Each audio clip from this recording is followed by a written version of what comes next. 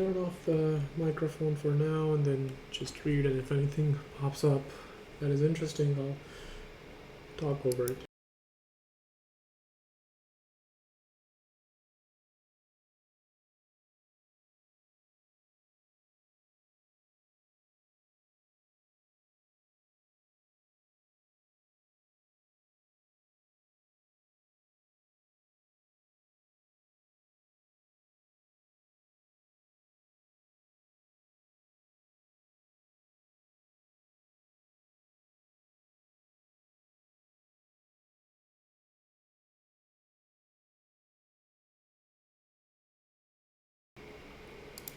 It's insane. If you look at the listen time, it's like a goddamn podcast length, like an hour long. So I'm not getting it done tonight, but I still want to read it. Let's do that.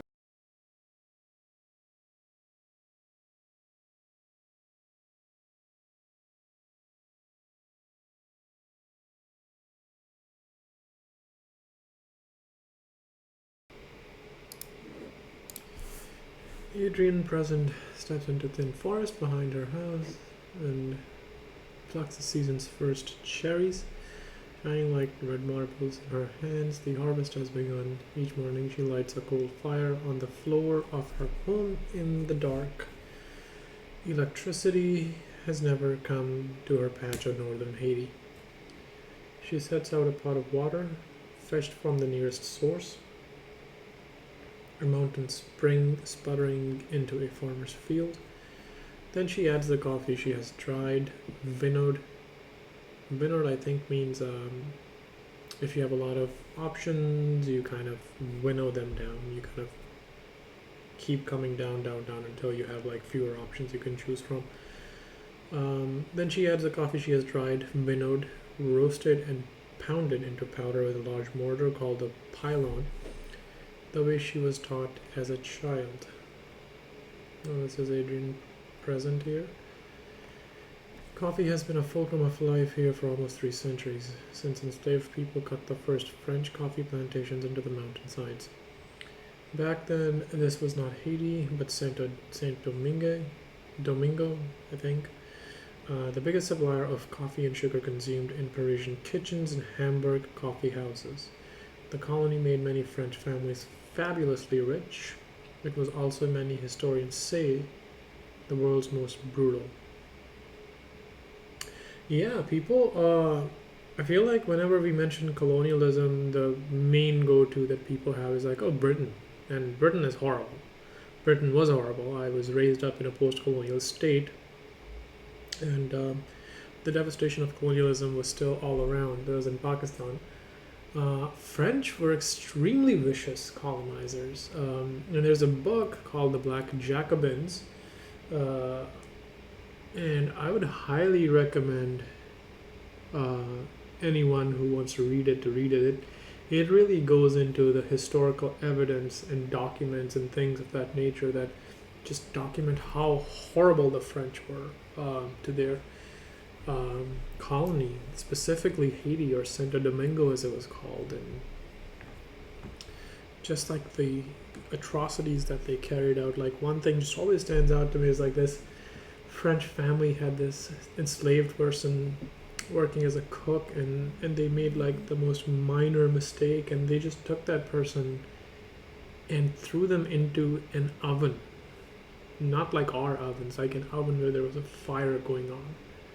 And that person burned to death. Like, the French were brutal. The things that they did to Algeria still to this day just rock you when you just listen to or hear about it. The National Liberation Front was very actively fighting against it. Maybe there's a movie called The Battle of Algiers.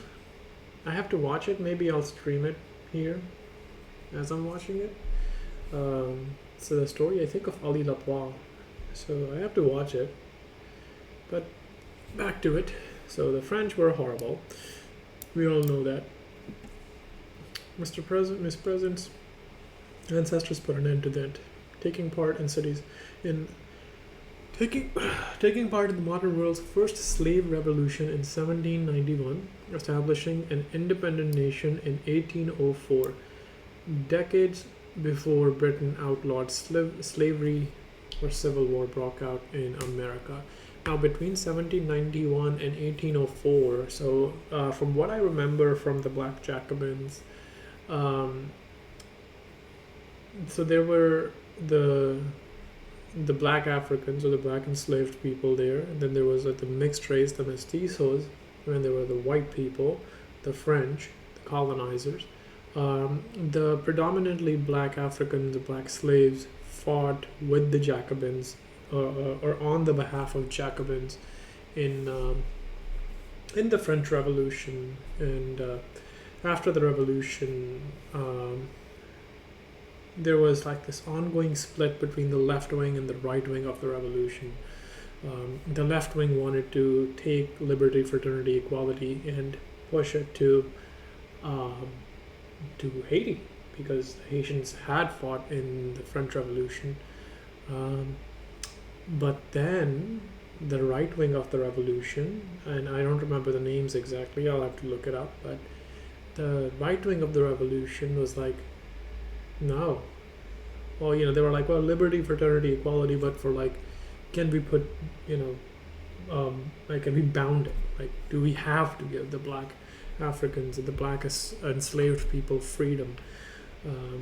So between 91 and 1804, that's what was happening. There was just a war going on where the black Jacobins, hence the name of the book, the Black Jacobins, they said, hey, we fought for you, we fought with you in the French Revolution. Where is our fraternity, equality, and liberty? So they fought against the colonizers, establishing and essentially believing that they were actually carrying the values of the French Revolution. All right, let's go back to it. But for generations after independence, Haitians were forced to pay the descendants of their former slave masters, including the Empress of Brazil, the son-in-law of the Russian Emperor Nicholas I, Germany's last imperial chancellor, and Gaston de Galafet. I don't care, whatever the name is. I'm not going to worry too much about it. And Gaston de Galafet. The French general known as the Butcher of the Commune, the Paris Commune that is, which was an insurrection in Paris in 1871, led and maintained by communists and anarchists. The burdens continued well into the 20th century. The wealth Miss Present's ancestors coaxed from the ground brought wild profits for a French bank that helped finance the Eiffel Tower, Crédit Industriel et Commercial, and its investors. They controlled Haiti's treasury from Paris for decades, and the bank eventually became one of Europe's largest financial conglomerates. So the French bank over here was literally built on the back of reparations that the slaves paid to the slave owners. How insane is that? The bank that benefited most from the 1875 loan to Haiti was Crédit Industriel et Commercial, a French institution that helped finance the Eiffel Tower. Haiti's riches lured Wall Street to delivering big margins for the institution that ultimately became Citigroup. It elbowed out the French and helped spur the American invasion of Haiti, one of the longest military occupations in the United States history. Yeah, this is well documented. The United States invasion of Haiti and the way that was essentially they were treated. Yet most coffee farmers in Miss Present's patch of Haiti have never had running water or septic tanks. They have crude outhouses and cook their diri akpois. Please forgive my pronunciation, Haitian comrades. Rice and beans over campfires. They deliver their coffee harvests on the back of thin horses with palm leaf saddles and rope reins, or hoist the loads on their head to carry them by foot for miles on dirt. For miles. Insane. Many, like Miss Present's husband, Jean Pierre of Valsine, can't read, having never sat on a school bench, as the Haitian Creole saying goes. All six of the couple's children started school, but none finished given the steep fees charged in Haiti, where the vast majority of education is private because the country never built more than a tiny public school system. You can't do that if you're constantly being invaded or you can't actually decide for yourself. There's nothing here, said Mr. Valsain. Once again, apologize for pronunciation. Said Mr. Valsain, who's losing his eyesight but can't afford to visit a specialist. Our children have to leave the country to find jobs. He used a term you hear often in Haiti, mise. More than poverty, it means misery. Oof. More than poverty, it means misery. Okay, Haitian, I think. Haiti's double debt, the ransom and the loan to pay it, helps cement the path into poverty and underdevelopment. Violence, tragedy, hunger, underdevelopment, these bywords have clung to Haiti for more than a century. Kidnappings, outbreaks, earthquakes, the president assassinated, this time in his bedroom. How is it possible, many ask, that Haiti shares an island with the Dominican Republic, with its underground subway system, healthcare coverage, public schools, teeming resorts, and impressive stretches of economic growth that is for the Dominican Republic? Corruption is a usual explanation and not without reason. Haiti's leaders have historically ransacked the country for their own gain. Legislators have spoken openly on the radio about accepting bribes, and oligarchs sit atop lucrative monopolies, paying few taxes. Transparency International ranks it amongst the most corrupt nations in the world. Well, but another story is rarely taught or acknowledged. The first people in the modern world to free themselves from slavery and to create their own nation were forced to pay for their freedom yet again, in cash. Yeah, it's true. When you think about it, thousands and tens and hundreds of thousands of years of human history and 5,000 years of recorded history, written history, there were no successful slave rebellions that we know of. This was the first one, 1804, and it rocked the Western world. And all the places where there was slavery, just imagine, like, a bunch of black, quote, savages, unquote, that these people were seen as, had just overthrown France, which at that time was coming out of its own revolution, but nonetheless was a superpower. It's insane to think of it. So all these slave-owning countries and people who owned slaves, they were scared to death of them, and they retaliated as such. Anyways, let's move on. 21 years after Haiti's revolutionary heroes declared, 21 years, declared their country's independence, swearing to die before being put back in chains or living under French domination again, a squadron of French warships equipped with some 500 cannons loomed off Haiti's coastline. Well, the king's envoy, the Baron of Macau, issued a daunting ultimatum. Hand over a striking sum in reparations to Haiti's former slave masters or face another war. I really love how they've done this. This is really cool. I don't really read many articles this way. The Baron of Macau, Kennedy Chapman, weird looking guy. The Haitians had ample reason for alarm. 2 decades earlier, Napoleon had tried to destroy them, sending one of the largest expeditions of warships ever dispatched by France with his brother-in-law at the helm. The Haitians won and declared independence. Napoleon lost more troops than he did at Waterloo and withdrew. This is another thing. So one of the things that Napoleon used to do was, if he wanted to punish one of his people, he would send them to Haiti because he knew they would die there. That's how insane the fighting was. But rich French colonists continued to press to reconquer the territory. They found another systematic ear. When the Bourbon monarchy returned to power, one minister of the Navy, a former colonist, one minister of the Navy, a former colonist and prominent defender of slavery, even drafted a new plan to put Haitians back in bondage or crush them with still larger army. No country could be expected to come to Haiti's defense. Yeah, I mean, this is a time when who's going to come to their defense? It's a country of black and mixed race people who have just defeated slavery. Like, who's going to come to their defense? No one. Like, there were no principled anti-slavery countries there. The world powers had frozen it out, refusing to officially acknowledge its independence. American lawmakers, in particular, did not want enslaved people in their country to be inspired by Haiti's self liberation and rise up. Yeah, this is extremely important. Whenever there is a revolution of the people, a liberationist revolution, this is what happens. An illustration depicting troops sent by Napoleon attacking Haiti in 1801. So Haiti's president, eager for trade and security of international recognition, bowed to France's demands. With that, Haiti set another precedent. It became the world's first and only country where the descendants of enslaved people paid reparations to the descendants of their masters for generations.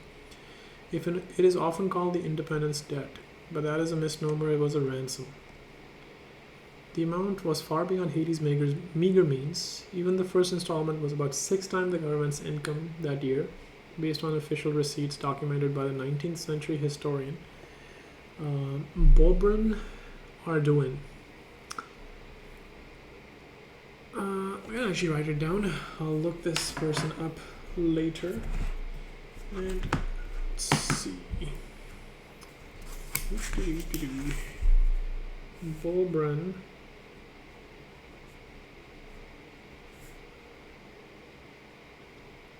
Ardouin.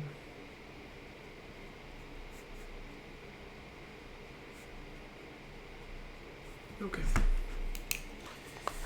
Let's get back to it. But that was the point and part of the plan. The French king had given the Baron a second mission to ensure the former colony took out a loan from young French banks to make the repayment. This became known as Haiti's double debt, the ransom and the loan to pay for it. Okay, so first of all, they ask Haiti, you gotta pay us reparations for our lost property being the lost slaves, insane. And then to pay that off, you have to take loans from our banks. Insane. It's completely insane. A stunning load that, became known as Haiti's double debt, the ransom and the loan to pay for it. Stunning load that boosted the fledgling Parisian international banking system and helped cement Haiti's path into poverty and underdevelopment. According to Ardouin's records, the bankers' commissions alone exceeded that of Haitian government's total revenue that year. Yeah, it's insane. Commissions can be really, really heavy, which they get for, selling bullshit stuff. Like I think of that scene from Big Short where who is the actor playing it? Blade Runner 2049 actor. I'm blanking on it. I'm gonna hate it. Oh, I gotta look it up.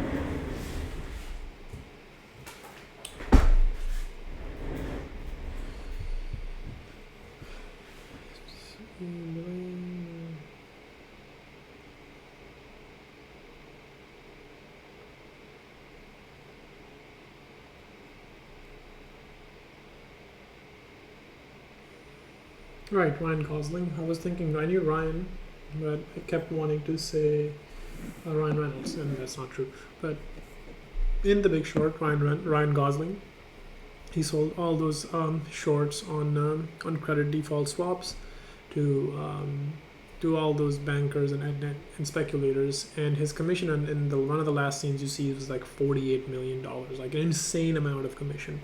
So that's what we're dealing with. Alright, so as that was only the beginning, sorry to hear, the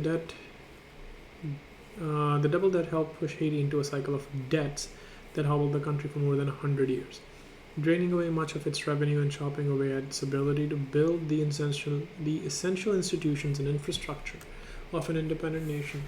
Generations after enslaved people rebelled and created the first free black nation in the Americas, their children were forced to work, sometimes for little or even no pay, for the benefit of others. First the French, then the Americans, then their own dictators.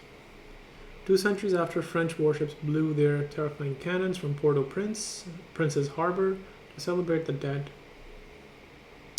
the echoes from that moment still wash across the country in its slum, bare hospitals, crumbling roads, and empty stomachs.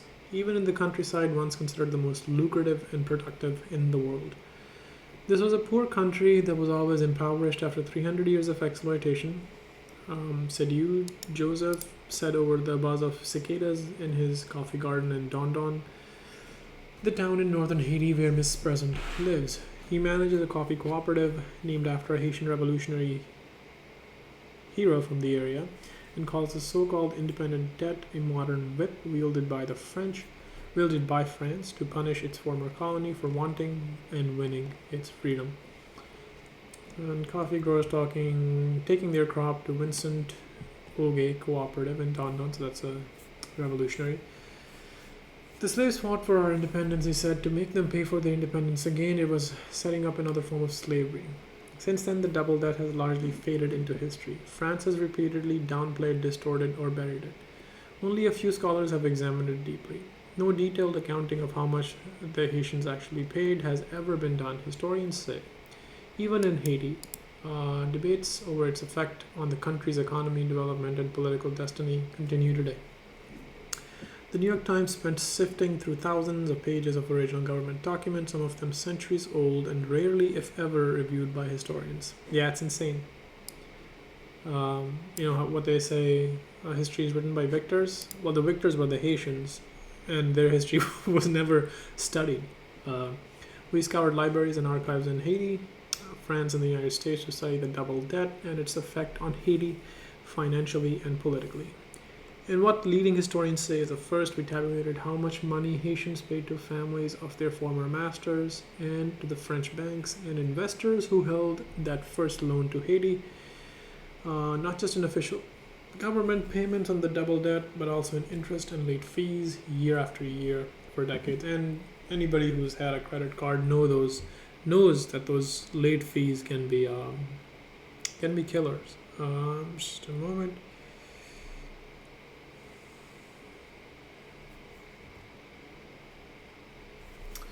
All right. Alright, we found that Haitians paid about $560 million in today's dollars. Ooh, but that doesn't nearly capture the true loss. If the money had simply stayed in Haitian economy and grown at the nation's actual pace over the last 2 centuries, rather than being shipped off to France, without any goods or services being provided in return. Yeah, so they were paying all that money, they were getting nothing in return. Like, it's not like French was established, the French people were establishing industry in Haiti or something like that, or giving them education. No, this was them literally just siphoning off that money. Because you have to remember, the Haitians took French property, like they took French slaves, their property. So they're getting that value back in blood money. It would have been let's see. So if it hadn't been siphoned off by those leeches and stayed in the country, then it would have been a staggering $21 billion to Haiti over time, because it would obviously, if it had stayed in the country, you could invest it and get taxes and do all that stuff, just general prosperity. So it would have compounded to over $21 billion, even accounting for its notorious corruption and base. So if corruption and everything had stayed the same, it would still have been $21 billion. For perspective, that's much bigger than the entire economy of Haiti in 2020. We shared our analysis and findings with 15 leading economists and financial historians who study developing economies and how public debt affects their growth. All but one either agreed with our $21 billion estimate, said it was squarely within the range of possibilities, or considered it conservative. A few suggested additional ways of modeling, which mostly showed far bigger long-term losses for Haiti. The reason is simple. Had the money not been handed over to Haiti's former slaveholders, it would have been spent in Haitian economy by the coffee farmer, laundresses, masons, and others who earned it. It would have gone to shops, school fees, or medical bills. It would have helped businesses grow or seed new ones. Some of the money would have gone to the government, possibly even to build bridges, sewers, and water pipes. The spending pays off over time, boosting a country's economic growth. It is impossible to know with any certainty what Haiti's economy would have looked like, and given the history of self-dealing by officials, some historians say the needs of poor farmers in places like Dondon would never have been priorities anyway. Yeah, that's speculation. Who knows what would have happened? That's alternative history, we can't know. But several others said that without the burden of double debt, Haiti might have grown at the same rate as its neighbors across Latin America. There is no reason why Haiti, free of the French burden, could not have, said the financial historian Victor Bulmer Thomas, who studies the region's economy. Andre A. Hoffman, an expert on Latin American economic development, also called this scenario very reasonable. In that case, the loss to Haiti is astounding, around about $115 billion over time, or 8 times the size of its economy in 2020. So this is assuming that it had grown at the same rate as the other Latin American countries, or like some kind of average of them. Now, if it had just grown at its current rate, its corruption and all of that had stayed the same, it would have been $21 billion. But if it had kept pace with the growth of the other Latin American countries, it could have been about 115. Put another way, if Haiti had not been forced to pay its former slave masters, one team of international scholars recently estimated the country's per capita income in 2018 would have been 6 times as large, about the same as its next door neighbor, the Dominican Republic. They called the burden imposed on Haiti perhaps the single most odious sovereign debt in history.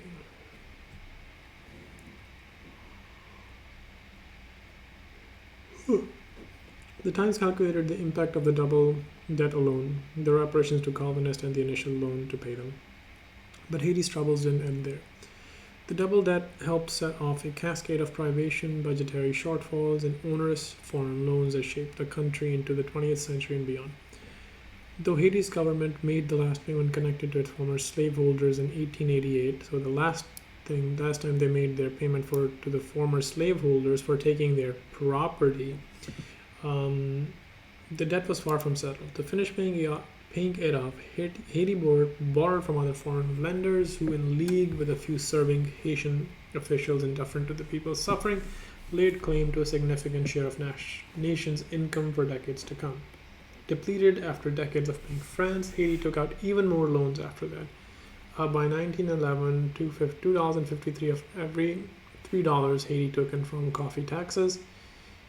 Its most important source of revenue went to paying debts held by French investors, according to Gusti Clara Gaillard and Elaine Tournier, Haitian historians whose accounts are consistent with the ledgers found in the diplomatic archives in suburban Paris. That left precious little to run a country, much less build one. In some years of the United States occupation, which began in 1915, that was in the time, I believe, of Woodrow Wilson, I think, or Teddy Roosevelt, one of them. In some years of the United States occupation, which began in 1915, more of Haiti's budget went to paying the salaries and expenses of American officials who controlled its finances than to providing health care to the entire nation of around 2 million people. Gotta drink some water.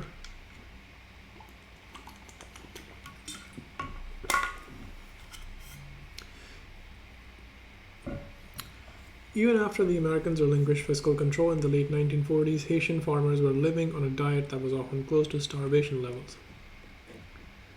So the Americans relinquished control in the late 1940s, still not enough food to eat. As few as 1 in 6 children went to school.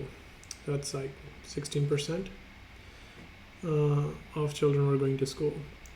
Debt still shrouded the country. In the 1940s, Haitian children lucky enough to attend school were asked to bring coins to class to finish paying the avalanche of loans that have weighed on their nation since its infancy. Little of this history is recognized by France. The reparations Haitians were forced to pay their former masters for generations are not covered in French schools, researchers say. I guess why, I'm not sure why not. And when a Haitian president began loudly raising the subject, the French government scoffed and tried to squelch it. So this guy right here, let's read about him. In 2003, John Bertrand Aristide, I think, a former priest who had become the first democratically elected president of the country after decades of dictatorship, launched a campaign demanding that France repay the money it had extracted. With television ads, street banners, and a legal team putting together the elements of an international lawsuit, the French government responded by assembling a public commission to study relations between the two countries, but quietly instructed it not to say a word in favor of restitution. Thierry Burkert, the French ambassador to Haiti at the time, recently told the New York Times. So this is not a conspiracy. Literally, this guy right here, who was the ambassador to this guy's country, who was the president, is saying, yeah, we told the commission we created not to say a word in the favor of Haiti. The commission dismissed Mr. Aristides' claim as ploys of a demagogue and portrayed the independence debt as a treaty between Haiti and France, making only passing mention of French warships looming off the Haitian coast to enforce a demand in an annex to a 2004 report. A month later, the French government helped remove Mr. Aristide from power, saying it was trying to prevent Haiti, which was heavy with turmoil, from spinning into civil war. But while the French officials have long said the restitution claim was not the reason for Mr. Aristide's ouster, Mr. Burkert acknowledged it was probably a bit about that too. Yeah, and it's not the first time he was thrown out. This was the second time Aristide was thrown out. Aristide ran on a very left-wing platform. He was a liberation theologian, or he is a liberation theologian. He is still alive. And yeah, it's insane. He was thrown out twice, not once. Elected, not once, but twice. Both of the times thrown out. Not by his people, but by foreign governments. A month later, oh, never mind, it would have set a precedent for many other countries. What can you do? You don't want to set a precedent. Despite Mr. Aristide's removal, the issue has not gone away. Good. In May 2015, Francois Hollande, I don't care, it's a French name, I don't care. France's president stunned an audience gathered for opening of a memorial center on slave trade in Guadeloupe when he referred to Haiti's payment to its former slave masters as the ransom of independence. So first of all, the French ambassador to Haiti accepts that, yeah, we stacked our own commission to rule in our favor, saying we don't owe you anything. But then, like 11 years later, the French president is saying, yeah, we owe you. When I come to Haiti, he continued, I will for my part pay off the debt we have. The crowd, which included Haiti's president at the time, instantly stood up in loud applause. People cried, African heads of state cried, said Michel A. Jean, apologies, the Haitian-born former Secretary General of the International Organization of La Francophonie, which I'm assuming is countries that speak French, who was present at the speech. It was immense. The experience was short-lived. A few hours later, Mr. Hollande his aide clarified to the news organization that he was speaking only of the moral debt that France owed to Haiti, not of any financial compensation. The French government maintains the same position today. France must face up to its history, the French Foreign Ministry told the Times, expressing solidarity with Haiti. Whatever. Even so, it has not calculated how much money France received from Haiti over the generations. Thus, that's the job of historians, the ministry said. And the historians have calculated. You owe them at least $21 billion, as much as 115, so pay up. Haiti's payments to former colonists were supposed to go solely to the individual property owners, not to the French government itself. Yet the state ended up with a cut anyway. The Times unearthed several government documents from the early 1900s revealing that 2 million francs from the descendants of Haiti's enslaved people, or $8.5 million in today's currency, landed in French state coffers. France's treasury declined to comment, saying its archives dated from only 1919. Yeah, but Times was able to find from like early 1900s, which I'm presuming could be around 1919. Some of the families that received payments over decades remain European royalty and French aristocracy. Weird to think that of all the revolutions that France has had, they still have an aristocracy. Their descendants include Maximilian Margrave of Baden, a first cousin of Prince Charles. Yeah, Not gonna say anything.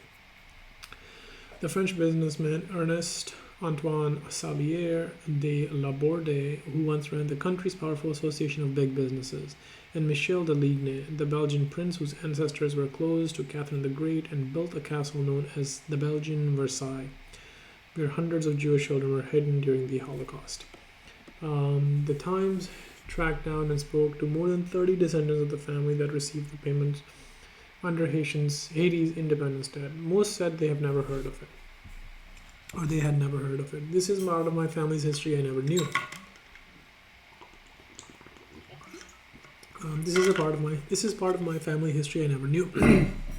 Nicolas Herzog von Leuchtenberg, the Duke of Leuchtenberg and a sixth-generation descendant of Josephine de Beauharnais, Napoleon's first wife, said in a phone interview from Germany. The debt was not shouldered by all Haitians equally. The country's small elite, who today live in gated mansions and travel regularly for vacation in Paris and Miami, remain largely untouched. Oh wow. I don't know why I'm surprised. It was the poor who paid and continue to pay, many argue, because the country has never had enough schools, clean water, electricity, and other basics. As of today, we suffer the consequences of that debt. Dr. Francis Saint-Hubert, a doctor who worked on Mr. Aristide's restitution campaign and teaches at the Aristides Foundation for Democracy's medical school in Haiti. On a recent visit to public hospital, he found the cupboards bare of most elemental supplies, like blood pressure cuffs or even thermometers. We're still paying, he said, and sometimes with our lives. The documents reviewed by the Times show that the debt came to be, how the debt came to be and how its impact stretched across history. The earliest record, in fact, date to a time before the nation of Haiti even existed. Alright, I am tired, and I'm gonna pick this up here tomorrow. So, this has been a fun stream. I actually went, I think, longer than I intended to. I went for like 4.5 hours. So tomorrow, I'll try to finish this. And tomorrow, I'm actually also reading Che Guevara's letter to the American